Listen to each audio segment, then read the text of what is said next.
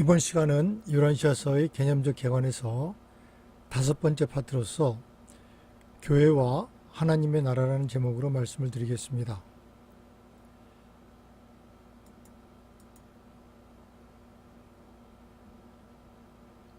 기본적으로 교회란 대체로 사회적 기관이고 하나님의 나라는 영적 관계를 말합니다. 우선 예수의 승천 후에 생긴 기독교의 교회가 오늘날 어떠한 모습인지에 대해서 알아보겠습니다.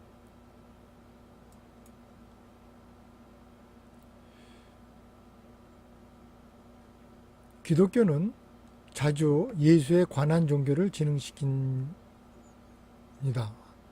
하지만 하늘나라는 예수의 종교입니다. 예수는 하나님의 뜻을 행하고 인간 형제 신분에 봉사하는 개인적 체험의 종교를 기초하였습니다. 하지만 바울은 영광된 예수가 경배의 대상이 되게 하였고 신성한 그리스도를 믿는 자들로 구성된 종교를 기초하였습니다.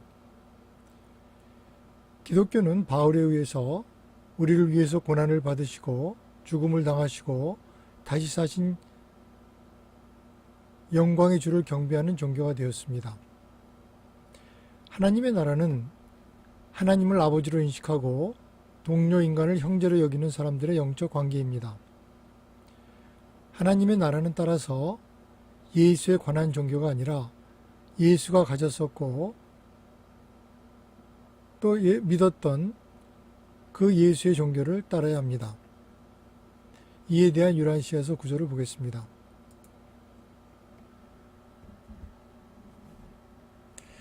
예수는 하나님의 뜻을 행하고 인간 형제들에게 봉사하는 개인적 체험의 종교를 세웠고 바울은 영광을 받으신 예수가 예배의 대상이 되고 형제들은 신성한 그리스도를 믿는 동료 신자들로 구성되는 종교를 세웠다.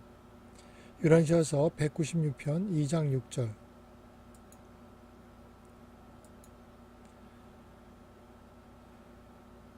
주는 왕국 복음의 전파의 결과로 특정한 사회적 결과가 세상에 나타날 것이라는 것을 충분히 깨달으셨지만 그러한 모든 바람직한 사회적 현상은 개별 신자들의 내적 인격적 체험, 즉 모든 신자들 안에 내재하고 활동하는 신성한 영과의 순전히 영적인 교제와 친교의 무의식적이고 필연적인 산물, 즉 자연적인 열매로 나타나기를 바라셨다. 요란시아서 170편 5장 12절.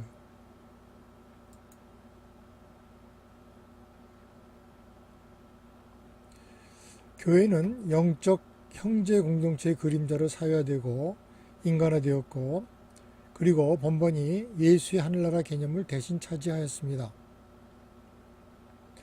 하늘나라의 사회적 외적 표현으로서의 교회는 온전히 자연스럽고 심지어 바람직하기까지 합니다. 교회의 잘못은 그 존재함에 있었던 것이 아니라 교회가 예수의 하늘나라에 대한 개념을 거의 완전히 갈아치워버린 데 있었습니다. 그리고 수세기 동안 기독교 교회는 크나큰 낭패를 보았는데 자신이 신비한 힘과 특권을 갖고 있다고 감히 주장하는데 그 힘과 특권은 오직 예수와 그를 영적으로 믿는 형제 사이에만 경험되고 나타날 수 있는 그런 것이었습니다. 요란시아서는 말합니다.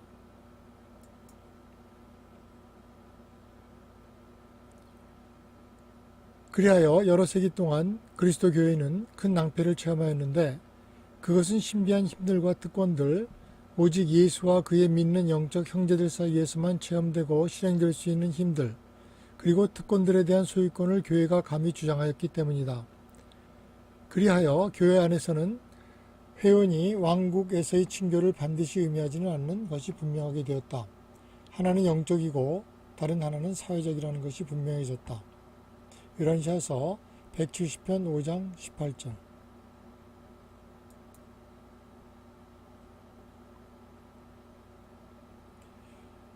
예수의 역동적인 종교를 통제하기 위해서 교회는 완전히 전통적이 되었고 독단화되었고 제도화되었습니다.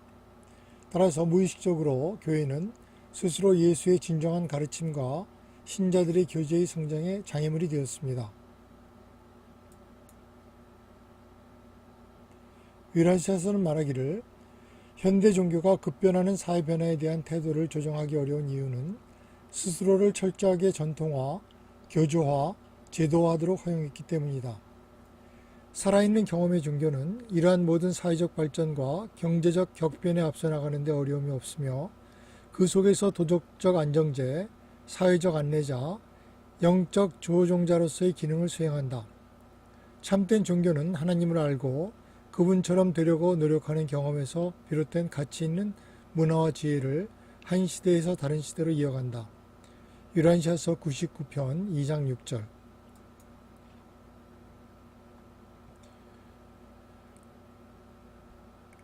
교회주의는 하늘왕국의 영적 연합 안에서 인간의 형제에 속한 예수의 신앙 동료들의 살아있는 믿음, 성장하는 영, 직접적인 체험과 한 번도 그리고 영원히 양립할 수 없다. 과거의 이룩한 전통을 보존하려는 선의의 욕망은 종종 오래된 예배 체계를 옹호하는 결과로 이어지곤 한다. 고대 사상 체계를 육성하려는 좋은 뜻의 욕망은 현대인의 확장되고 발전하는 정신의 영적 갈망을 충족시키기 위해 고안된 새롭고 적절한 수단과 방법을 후원하는 것을 효과적으로 막는다. 마찬가지로 20세기의 기독교 교회는 나사렛 예수의 가르침인 참된 복음의 즉각적 전진을 가로막는 거대하지만 전적으로 자각하지 못하는 장애물로 서 있다.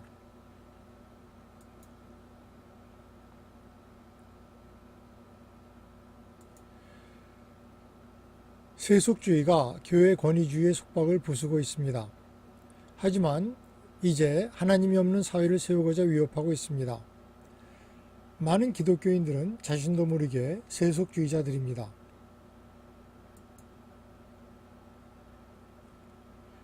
유란시아서는 말하기를 이 계시가 있을 당시 유럽과 미국 모두에서 지배적인 지적 철학적 분위기는 확실히 세속적이고 인본주의적인 것이었다.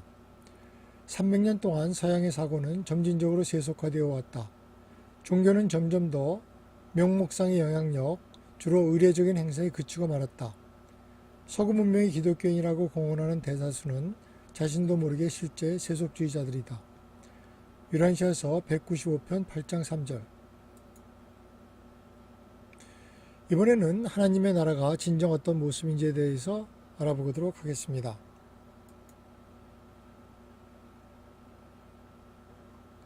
하나님의 나라는 하나님의 아버지 되심과 인간의 형제됨의 진리를 기반으로 하는 내적인 영적 관계입니다.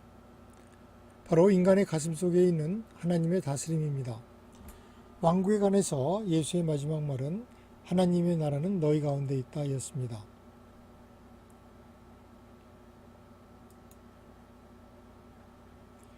예수는 여러 시대와 다양한 상황에서 공적인 가르침에서 왕국에 대한 수많은 개념을 제시한 것으로 보이지만 사도들에게는 항상 지상의 동료들과 하늘에 계신 아버지와의 관계에서 인간의 개인적인 경험을 포용하는 것으로 그 나라를 가르쳤다. 왕국과 관련하여 예수가 마지막으로 남기신 말은 항상 왕국은 너희 안에 있다는 것이었다. 유란시아서 170편 1장 13절.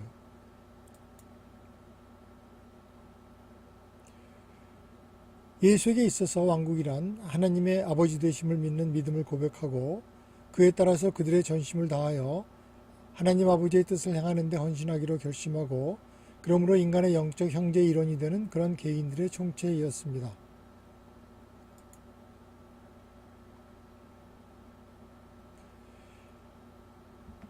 유란시아서는 말하기를 유대인에게 왕국은 이스라엘 공동체이며 이방인에게는 기독교 교회가 되었다.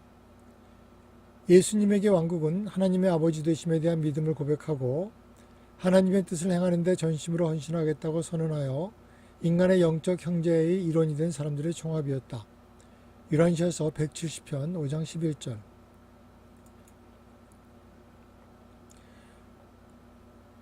하나님 나라에 들어가는 필수 조건은 믿음, 성실, 그리고 진리, 아름다움과 선에 대한 굶주림입니다. 예수는 사람이 신앙으로 그 왕국에 지금 들어간다고 가르치셨다.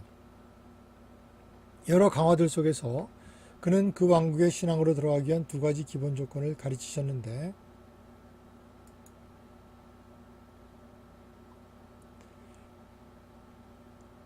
믿음, 성실, 어린아이처럼 올 것, 아들 관계의 증여를 하나의 선물로 받을 것, 의심 없이 그리고 아버지의 지혜에 대한 참된 신뢰와 충만한 자신감 속에서 아버지의 뜻을 행하는 것에 순종하는 것, 편견과 선입견이 없는 왕국에 들어오는 것, 때묻지 않은 어린아이처럼 열린 마음을 갖고 가르침을 받을 수 있는 것이다.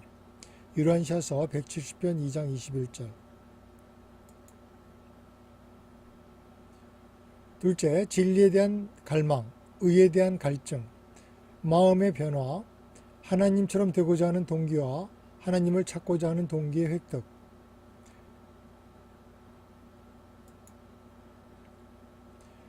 하나님 나라의 기본적 특징은 첫째, 개인의 예비 고귀함.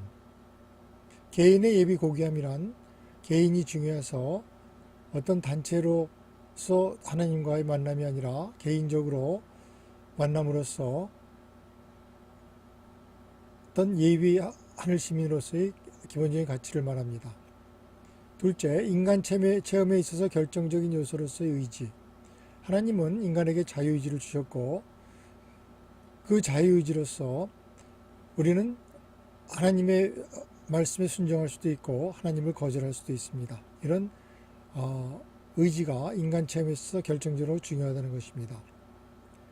셋째, 아버지 하나님과의 영적 유대감. 우리가 늘 하나님과의 연결을 유지하고 있고 또 하나님의 기본적인 돌보심 가운데 있다는 것을 항상 의식하고 또 그에 따라 순종하며 살아가는 그런 삶을 말하고, 넷째, 인간에 대한 애정 어린 봉사에 대한 지고의 만족. 인간이 영적으로 모두 다 형제라는 것을 깨닫고 그 인간에 대한 봉사가 바로 자기의 가장 기본적인 그리고 가장 중요한 또 책무라는 것을 알고 거기에 의해서 지극한 만족을 얻는 것을 말하고, 다섯째, 인간의 인격에 있어서 물질적인 것에 대한 영적인 것의 우월함. 비록 우리가 물질에 속하고 물질적인 삶을 살아가지만은 우리의 본질이 영적이라는 것을 알고 그리고 우리는 궁극적으로 영 존재로 변해감으로써 우리 인격이 영지를 얻을 때까지 늘 하나님의 뜻을 순종하면서 살아가는 것을 말합니다. 유란시아서의 글을 읽어보겠습니다. 예수는 왕국에 대한 정확한 정의를 내린 적이 없다. 한때는 왕국의 단 한 단계에 대해서 말씀하셨고 다른 때는 사람들의 마음속에 있는 하나님 통치의 형제의 다른 측면에 대해서 말씀하셨다. 안식일 오후 설교에서 예수님은 왕국의 5가지 단계, 즉 시대를 언급하셨는데 그 5단계는 첫째, 신자 개개인이 아버지 하나님과 교제하는 영적 생활에 대한 개인적이고 내적인 체험. 둘째, 복음 신자들의 형제가 확대되고 개별 신자들의 마음속에 하나님의 영이 통치함으로써 도덕이 향상되고 윤리가 촉진되는 사회적 측면. 셋째, 지상과 하늘에 널리 퍼져 있는 보이지 않는 영적 존재들의 초인적 형제, 즉 초인적인 하나님의 왕국. 넷째, 하나님의 뜻이 더욱 완전하게 성취될 전망, 즉 개선된 영적 생활과 관련된 새로운 사회 질서의 여명을 향한 전진, 즉 다음에 오는 인간시대. 다섯째, 충만한 왕국, 지상에 있는 빛과 생명의 미래 영적 시대. 유란시아서 170편 4장 2절에서 5절.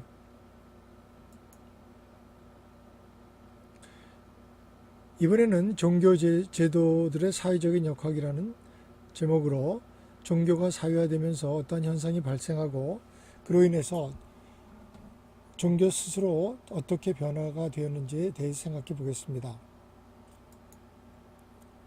유란시아서는 종교의 사회화에 대해서 다음과 같이 경고하고 있습니다.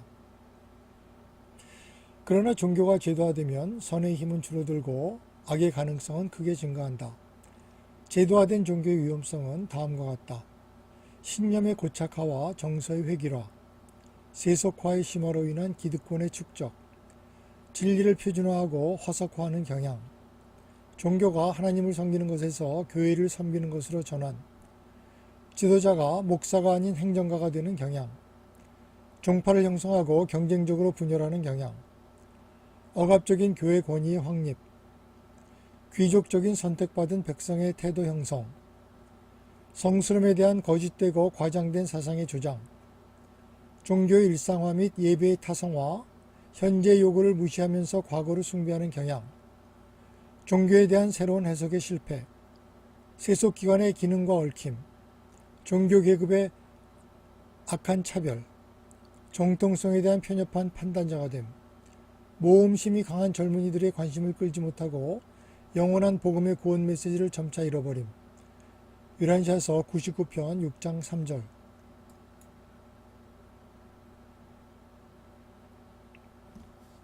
요란시아서는 종교의 사회화에 필요한 목적에 대해서는 다음과 같이 말하고 있습니다. 종교의 사회화에는 진정한 목적이 있다.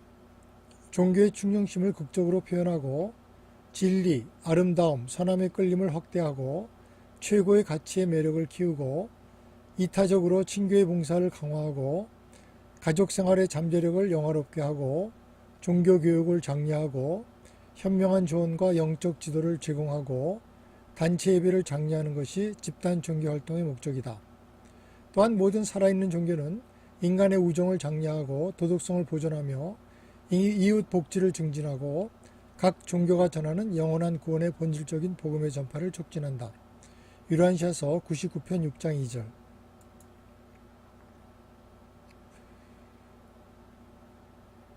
셋째, 종교가 사회 재건과 경제 재편이라는 세속적인 일에 유기적으로 관여해서는 안 된다. 그러나 종교는 도덕적 명령과 영적 계율, 인간 생활과 초월적 생존에 대한 진보적 철학을 명확하고 강력하게 재천명함으로써 이러한 모든 문명의 진보에 적극적으로 보조를 마쳐야 한다.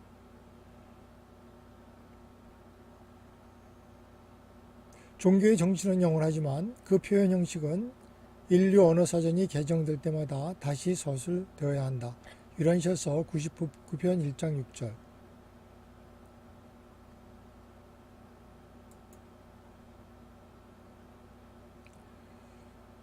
종교가들은 사회에서, 산업에서, 그리고 정치에서 종교단체로서가 아니라 개인으로 참여해야 합니다. 요란시아서는 종교가 사회와 일정한 거리를 항상 유지하여 스스로 깨끗함을 유지할 수 있으며 아래와 같이 조언하고 있습니다.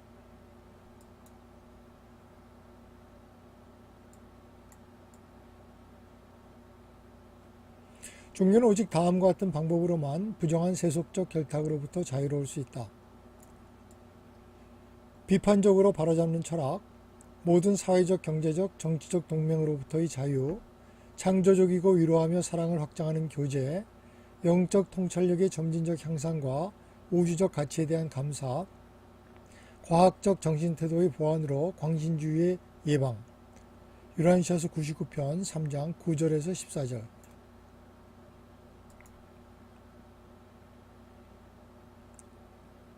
이런 상황에서 우리가 중요시해야 할 것은 하나님의 나라에 대한 예수의 개념이 앞으로 지대한 설득력을 얻을 것이라는 것입니다. 기독교의 가치에 대해서 요란시아서는 말하기를 그 한계에도 불구하고 20세기에 있어서 기독교는 가장 훌륭한 종교이고 그것은 지구상에서 선을 추구하는 가장 큰 세력 중에 하나라고 말하고 있습니다. 요란시아서를 읽어보겠습니다. 복음의 그리스도께 기꺼이 충성을 바치려는 많은 진지한 사람들은 그분의 삶과 가르침의 정신이 거의 나타나지 않고 그분이 교회를 설립했다고 잘못 배워온 교회를 열성적으로 지지하기가 매우 어렵다는 것을 알게 된다. 예수는 소위 기독교 교회를 설립하지는 않았지만 그의 본성에 부합하는 모든 방식으로 이 교회를 지상에서 그의 생애를 대표하는 최고의 단체로 육성해 오셨다. 요란시아서 195편 10장 9절.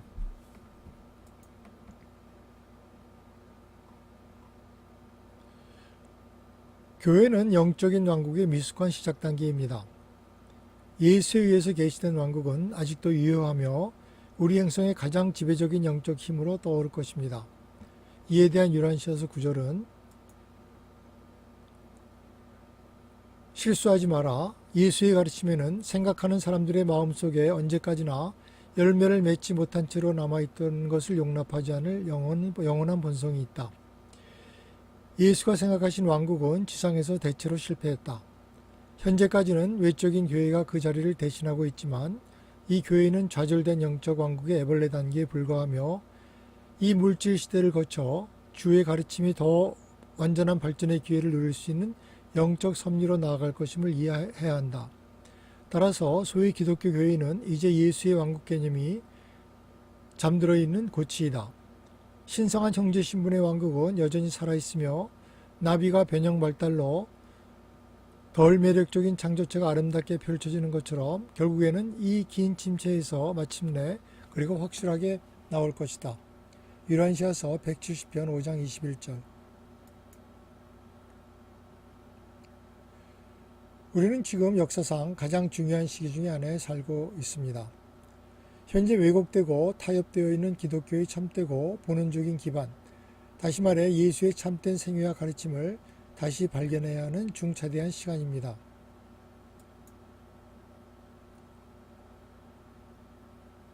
상징적으로 인간 예수가 19세기의 신학적 전통과 종교적 독단 속의 그의 무덤 속에서 다시 부활하는 것을 우리가 목격해야 하는 시간에 이르렀습니다. 유란시아서의 말씀입니다. 19세기의 신학적 전통과 종교적 교리 속에서 인간 예수가 무덤에서 비유적으로 부활할 것을 목격할 때가 무르익었다. 나사렛 예수는 더 이상 영광스러운 그리스도라는 찬란한 개념에 희생되어서는 안 된다. 이 계시를 통해 인자가 전통신학의 무덤에서 회복되어 그분의 이름을 가진 교회와 다른 모든 종교에서 살아계신 예수로 제시된다면 얼마나 초월적인 봉사가 될 것인가. 분명히 신자들의 그리스도인 연합은 아버지의 뜻을 행하고 인간에 대한 비이기적 봉사에 헌신하는 종교적 헌신의 실제 삶을 보여줌으로써 스승을 따라갈 수 있도록 신앙과 삶의 실천을 조정하는 데 주저하지 않을 것이다. 유란시아서 196편 2장 1절.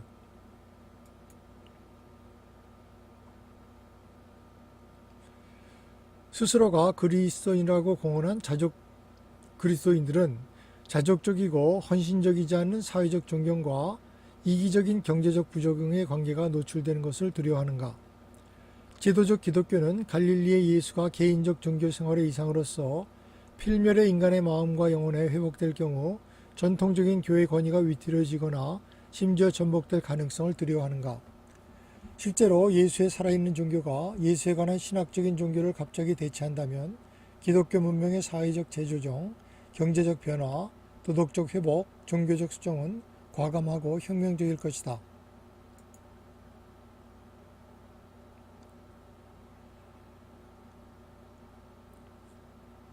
유란샷은 다시 말하기를 그러나 이교화되고 사회화된 기독교는 타협하지 않는 예수의 가르침과의 새로운 접촉이 필요하며 지상에서의 주의 삶에 대한 새로운 비전이 부족하여 쇠퇴하고 있다. 예수의 종교에 대한 새롭고 완전한 계시는 물질주의적 세속주의적 제국을 정복하고 기계론적 자연주의의 세계적 영향력을 운명적으로 전복할 것이다. 유란시아는 지금 사회적 재조정, 도덕적 신속성, 영적 깨달음이라는 가장 놀랍고 매혹적인 시대 중 하나를 목전에 두고 떨고 있다. 유란시아서 195편 9장 2절.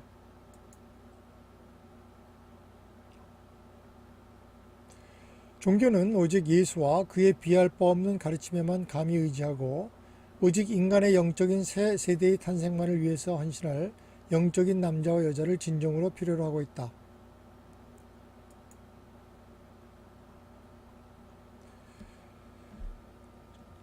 유란시아서의 9절은 종교는 새로운 지도자들 예수와 그의 비할 데 없는 가르침에만 오로지 용감하게 의존하려는 영적 남자와 여자를 필요로 하고 있다. 만약에 그리스도교가 사회적이고 물질적 문제에 계속 바쁘게 일하면서 자신의 영적 임무의 게으름을 끈질기게 지속한다면 영적 부흥은 오로지 사람의 영적 쇄신에만 헌신할 수 있는 예수의 종교에 대한 이들 새로운 선생이 올 때까지 기다려야만 한다. 그런 다음에 영으로 태어난 이들 혼들은 세상의 사회적, 도덕적, 경제적, 정치적 재조직에 필요한 지도력과 영감을 신속하게 공급할 것이다. 유란시아서 195편 9장 4절.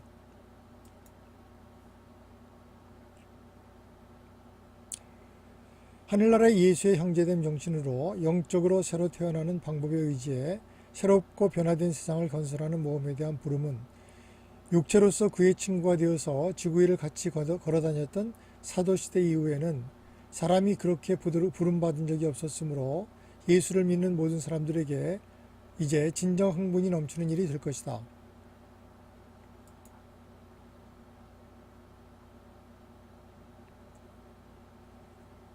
예수의 왕국의 형제로서의 영적 중생을 통해 새롭고 변화된 인간 사회를 건설하는 모험에 대한 부르심은 예수를 믿는 모든 이들에게 육신의 동반자로서 지상을 거닐었던 그 시절 이후로 느껴보지 못했던 전율을 불러일으킬 것이다.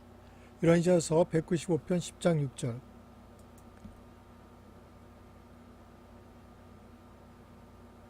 하늘나라는 모든 사회적인 제도와 기관을 초월하는 살아있는 유기체가 될 운명의 눈에 보이지 않는 영적 형제관계이다.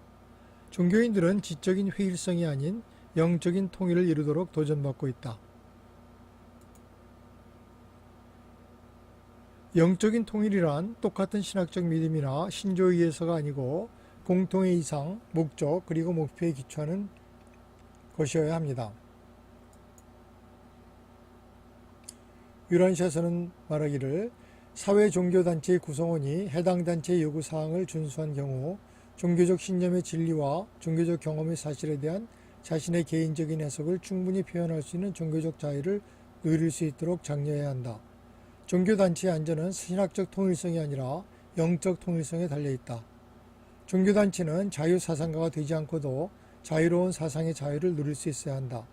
살아계신 하나님을 경배하고 인간의 형제를 확인하며 교인들로부터 모든 신념적 압력을 과감히 제거하려는 교회에는 큰 희망이 있다. 요한일서 103편 5장 12절.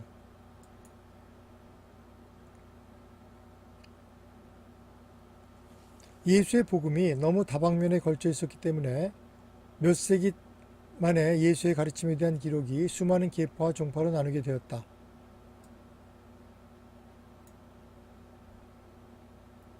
기독교 신자들이 일한 불쌍한 분열은 스승의 다양한 가르침에서 그분의 비교할 수 없는 삶의 신성한 하나됨을 분별하지 못한 데서 비롯되었다. 그러나 언젠가 예수를 믿는 참된 신자들은 불신자들 앞에서 영적으로 분열된 태도를 보이지 않을 것이다. 언제나 우리는 지적 이해와 해석의 다양성을 가질 수 있고 사회와 정도도 다양할 수 있지만 영적 형제의 결연은 변명할 수도 없고 비난을 면치 못할 일이다. 요한일서 170편 5장 20절.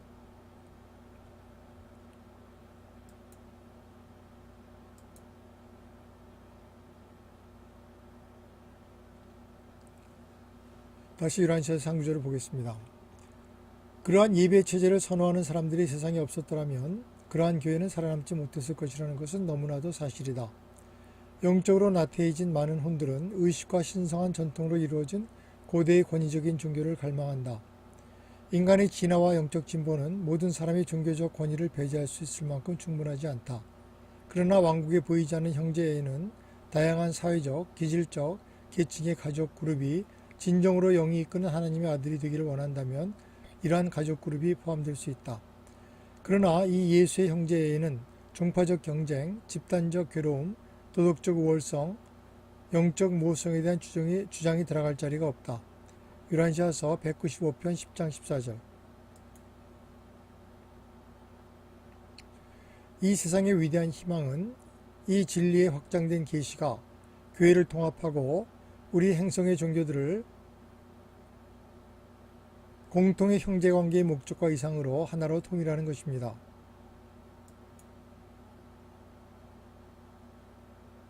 요한시아에 있는 글을 읽어보겠습니다. 요한시아의 큰 희망은 예수의 구원 메시지가 새롭고 확대된 새로운 계시를 통해 현재 예수를 따르는 수많은 가족을 사랑으로 섬기며 영적으로 연합할 수 있는 가능성에 놓여 있다. 요한시아서 195편 10장 16절.